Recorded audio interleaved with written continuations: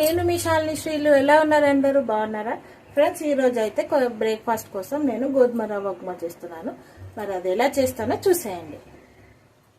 ముందుగా మనం ఆయిల్ వేసుకోవాలి.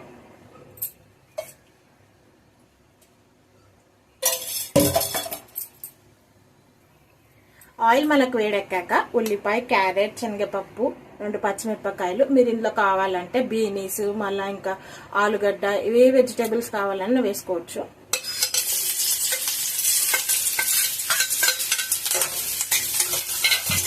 ఇప్పుడు మనకి ఇవన్నీ బాగా ఫ్రై అయ్యే వరకు ఫ్రై చేసుకుందాం.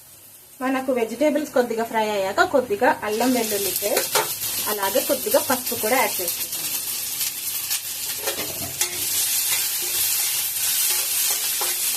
పసుపు యాడ్ చేసుకున్నాక ఒక చిన్న టమాటా,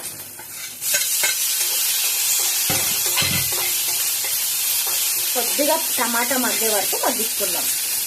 ఇప్పుడు మనకు టమాటా మగ్గిపోయింది కాబట్టి ఇందులో వాటర్ యాడ్ చేసుకుందాం. నేను సగం గ్లాస్ గోధుమ రవ్వ తీసుకున్నాను కాబట్టి 2 గ్లాసెస్ ఆఫ్ వాటర్ యాడ్ చేసుకుందాం.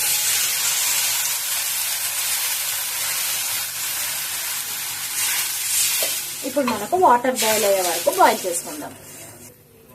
ఇప్పుడు మనకు వాటర్ బాయిల్ అయిపోయింది కాబట్టి మనం గోధుమ రవ్వను యాడ్ చేసేసుకుందాం. ఈ సింపుల్ బ్రేక్ఫాస్ట్ మా పాప కోసం అండి.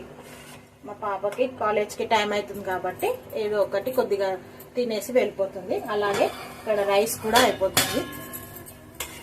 ఇప్పుడు మనము దీన్ని కొద్దిగా సిమ్లో పెట్టుకొని ఉడకపెట్టుకుందాం. ఇప్పుడు మనం ఇందులో కొద్దిగా ఉప్పును యాడ్ చేసుకుందాం.